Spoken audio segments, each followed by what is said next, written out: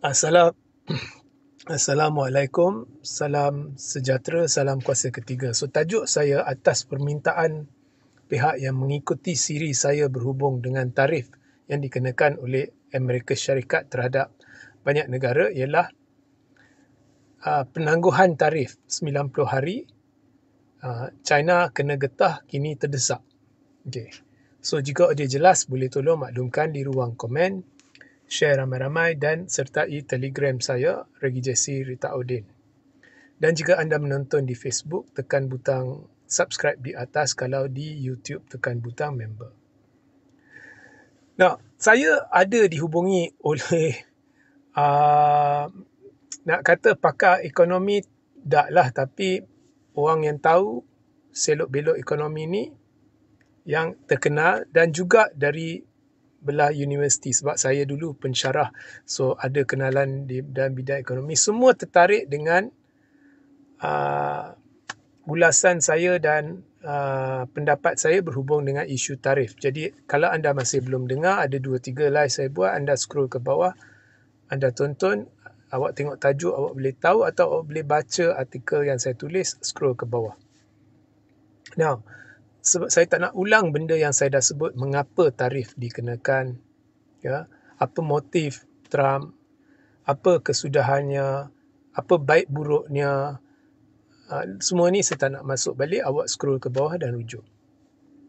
Tapi ada satu perkara yang menarik yang berlaku, iaitu setelah Trump mengenakan tarif kepada hampir semua negara di dunia pada kadar diskaun. Maknanya tarif ini sepatutnya tarif timbal balik atau timbal balas, ya. Tetapi ianya tidak sebenarnya timbal balas kerana Trump memberi diskaun. Contohnya Vietnam kenakan tarif 90% terhadap produk-produk Amerika yang masuk Vietnam. Tetapi Trump hanya mengenakan tarif 40% sebagai timbal balik atau timbal balas terhadap Vietnam. Ada sebabnya dan awal-awal saya beritahu ianya adalah signal ataupun isyarat Trump kepada semua negara, jom berunding. Berunding terus. Ya? Dia nak berunding terus. Kepimpinan tu kepimpinan. Of course, ada yang memilih menerusi wakil-wakil. Dia sambut, tapi kalau awak kenal Trump ni, dia kurang memberi perhatian. Bukan dia tolak terus, tapi dia lebih kepada kepimpinan atas dengan kepimpinan atas. Okay, anyway. Kemudian dia kenakan kepada China. China dah ada tarif berapa peratus lah. Kemudian dia kenakan tambahan kepada China. Ya, sebab China dulu masa pentadbiran Trump pertama dah kena tarif. Bila dia masuk ni, dia tambah lagi. Jumlah dia jadi 54%. Now, setelah Trump mengenakan tarif, sehingga semalam, lebih 75 negara di dunia telah menghubungi Trump dan menyatakan bukan hanya ketersediaan, bukan hanya kerelaan, tetapi minat sungguh untuk berunding dengan Trump. Dan ada di antara negara-negara tersebut, ada di antaranya ada satu senarai yang mengenakan tarif tinggi terhadap AS sampai mencadangkan kepada Trump, kita sanggup batalkan terus tarif. Kalau Trump boleh sama ada batalkan atau kurangkan ke minima. Termasuk Vietnam. So, lebih 75 negara menghubunginya untuk berunding. Tetapi China, dia tak hubungi untuk berunding. Dia ugut Trump dengan meningkatkan tarif China terhadap Amerika Syarikat. Apabila China meningkatkan tarif dia terhadap Amerika Syarikat, Trump memberi China 24 jam, kau turunkan tarif tambahan itu atau kita akan naikkan tarif sebanyak 50%. Dalam 24 jam itu, Presiden Xi Jinping China tidak panggil Trump. Trump tahu sebenarnya benda ni. So, dia naikkan dalam 24 jam tarif kepada China yang kini berjumlah 104 yang kemudiannya berjumlah 104%. 104%. Tak habis lagi. Xi Jinping ugut dan naikkan tarif China terhadap Amerika. Trump dengan serta-merta telah menaikkan lagi tarif kepada China. Kini angkanya dah gila sikit, 125% terhadap China. Sekarang Xi Jinping duk senyap. Dia tak ugut nak naikkan lagi. Mengapa? Okey. Now, awak perlu faham mengapa pada awalnya Xi Jinping cabar Trump. Negara lain semua nak runding dengan Trump, tapi Xi Jinping dia cabar Trump. Mengapa? Okey, awak lupakan apa yang awak baca dalam media tempatan ni, yang tu saya akan ulas pada penghujung. Ya. Mengapa? Okey, pertama, China ni sejarah dia di bawah Xi Jinping ni ada banyak ugutan yang dibuat terhadap Amerika. Walaupun sebenarnya kalau ada perang dunia, China tak setaraf dengan Amerika lagi. China kuat, bukan tak kuat. Tapi tanpa sekutu-sekutu dia tak setaraf dengan Amerika lagi. Amerika jauh lebih hebat dari sudut ketenteraan, dari sudut senjata dan sebagainya. Okay? It's not there yet. Okay? Walaupun China campur dengan Pakistan, campur dengan Rusia, dia lawan dengan Amerika pula dengan Great Britain, dengan European Union, dengan India dan sebagainya. Tak boleh. Okey. Tapi dia ugut. Itu sudah jadi modal politik Xi Jinping. Kalau Xi Jinping melutut kepada Trump, habis politik dia di China. Habis parti dia di China. Maruah runtuh. So, dia terikat kat situ. Itu saya dah beritahu dalam live semalam yang awak wajib tonton. Sebab ada banyak maklumat lagi saya beri. Tapi ada lagi satu sebab.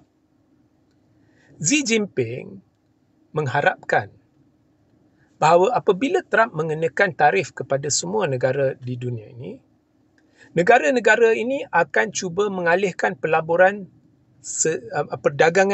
nilai perdagangan mereka. Kalau dulu mereka buat perdagangan nilainya tahap tertentu dengan Amerika, sebahagiannya mereka nak, Xi Jinping berharap negara-negara yang terkesan dengan tarif ni akan alih perhatian kepada China dan melakukan lebih perdagangan dengan China dan kurang dengan AS. Jadi, untuk meyakinkan negara-negara ini untuk mengalihkan sebahagian perdagangan mereka daripada AS kepada China, dia kena tunjuk keyakinan bahawa China ni kuat. Kalau Amerika naikkan tarif, we don't give a damn. Kita tak kisah. Kita boleh naikkan tarif kita lagi. Kita sanggup bertahan. Sebenarnya tak boleh bertahan. China akan naik kalau Trump kenakan tarif tinggi-tinggi. Tapi dia tunjuk nak bagi confident kepada negara-negara lain. Itu sahaja cara dia. Perang psikologi. Sebab bila Trump naikkan tarif kepada negara-negara lain, sebenarnya ia akan mendorong pelabur-pelabur dari negara itu untuk membeli security dan bond dari Amerika. Kerana pelabur akan lebih takut kepada negara-negara lain. Boleh tak mereka tangani tarif ini? Boleh tak mereka stabil? Berbanding dengan Amerika. Sebab pelabur amat yakin dengan kemampuan Amerika bayar balik hutang. Jadi mereka akan mengalihkan sedikit pelaburan. So, kalau campur semua negara, banyak pelaburan akan menjurus ke Amerika kerana mereka akan beli bond dan security dari Amerika. So, untuk menggalakkan sebahagian daripada pelaburan dan juga perdagangan itu beralih ke China, dia beri keyakinan. Hanya dia boleh main psikologi. Oh, tengok Trump, korang semua melutut kat Trump, tapi saya hukum Trump, saya naikkan tarif. Dia naikkan tarif dia, saya naikkan lagi. Kemudian Trump naikkan lagi, tiba-tiba Xi Jinping senyap. Mengapa senyap? Okey. Nombor satu, Xi Jinping lihat semua negara melutut kat Trump. Maknanya perang psikologi dia gagal. Ya? Okey. Yang kedua, Trump bukan bodoh. Trump sebenarnya dari awal lagi, target dia bukan negara-negara lain di dunia. Itu sementara je. Target dia China. Jadi, oleh kerana 75 lebih negara nak berunding dengan Trump, Trump cuma nak lihat siapa nak berunding dengan saya, siapa tidak. Itu je. Saya sebenarnya tak nak kenakan tarif tinggi-tinggi dengan semua negara. Itu bukan niat dia. Itu semua wayang. Jadi, dia dah tahu sekarang negara-negara mana yang awal-awal, paling awal memanggil saya, paling lewat memanggil saya. Tapi siapa yang panggil, siapa yang tak panggil, siapa yang pemimpin dia panggil terus, siapa yang hantar wakil atau ni, semua dia dah tahu dah. Dah ada carta dia. Okey. Dah settle dah benda tu. Trump tiba-tiba beri tempoh 90 hari di mana tarif itu ditangguh. So, semua negara ni yang dah sedia melutut kepada Trump, gembira. Dan tidak ada sebab mereka beralih ke China. Tidak ada sebab mereka nak marahkan Trump. Ya. So, Xi Jinping dah tahu dia dah kena getah. Dia dah kena getah sebab sebelum Trump tangguhkan tarif pun negara-negara tidak yakin dengan keangkuhan yang ditunjukkan oleh Xi Jinping. Keberanian yang ditunjukkan oleh Xi Jinping. Mereka tidak yakin. Mereka lebih yakin kita perlu pergi beralih ke Trump dan berunding dengan Trump. Maknanya, Trump telah tunjukkan satu dunia bahawa retorik yang dimainkan oleh parti lawan dia, oleh lawan dia dalam Amerika, dan juga media-media yang dikontrol oleh pihak lawan dia dalam Amerika, seperti CNN, MSNBC, Reuters, semua ni, yang mendakwa kalau Trump kenakan tarif, semua negara akan pergi ke China, adalah palsu. Trump dah buktikan kepada seluruh dunia. Dan Trump dah tunjukkan kepada Xi Jinping cakap besar mana pun, mereka tidak seyakin kepada dia seperti mana mereka yakin kepada Amerika. Dan tambah pula, Trump sudah tahu siapa yang nak berunding dengan dia, pemimpin mana yang nak berunding terus dengan dia, pemimpin mana yang sekadar nak berunding dengan orang tengah dan macam-macam, semua dia dah tahu. Dia dah ada rekod. Dan dia tangguh 90 hari tarif. Lagilah negara-negara lain tak ada sebab nak pergi ke China. Tapi bagi China, Trump tidak kurangkan tarif. Dia kekal pada 125%. Dan kini China tak berani nak naikkan lagi. Malah 125% itu campur dengan semua negara mengalihkan pelaburan ke Amerika, boleh menjurus kepada kejatuhan teruk China. Jadi, China terdesak. China terdesak sekarang. Dan Xi Jinping akanlah bermula. Awak akan lihatlah. Saya tak payah nak tahu dari media Xi Jinping nak pergi negara ni, negara tu. Tapi dia akan mula bergerak dari negara ke negara di Asia. Dan dia akan begitu, percayalah, dia akan menjadi begitu terbuka untuk buat usaha sama, melibatkan negara-negara berkenaan, seperti Malaysia sebagai contoh, untuk wujudkan kilang usaha sama di bawah perundangan Malaysia, contoh, atau perundangan Vietnam, contoh. Ya, gunakan bahan mentah tempatan supaya dapat keluarkan produk-produk yang mungkin tidak dikenakan tarif atau kurang tarif ke Amerika. Dan Trump semestinya akan pantau China ni pergi ke mana. Mereka wujudkan syarikat usaha sama dengan mana. Dan bila wakil dari negara itu, contohnya China pergi ke Malaysia, atau China pergi ke Vietnam, atau China pergi ke Filipina, dan mereka melakukan usaha sama, bila wakil negara itu pergi berbincang dengan Amerika, berhubung dengan tarif, sebenarnya Trump tak nak hukum negara tu. Tapi babak China buat syarikat usaha sama, itu dia akan bincang. Saya jangka. Okey, usaha sama ni macam mana? Apa syarat dia? Apakah syarat yang korang letakkan kat China? Berapa peratus bahan mentah? Semua ni akan menjadi tumpuan. So, tumpuan dari awalnya adalah China. Dan itu pun Trump sanggup runding dengan China. Dia bukan nak hukum China.